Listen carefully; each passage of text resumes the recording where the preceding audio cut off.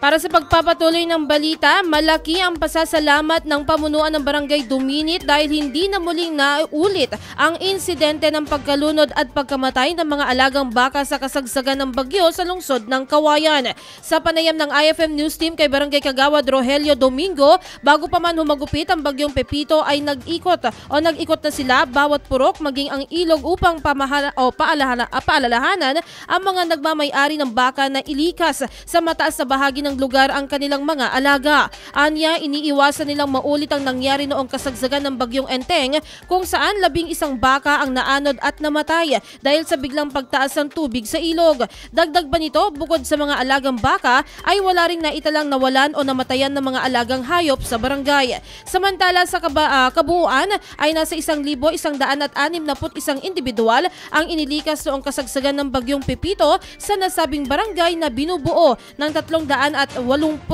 pamilya.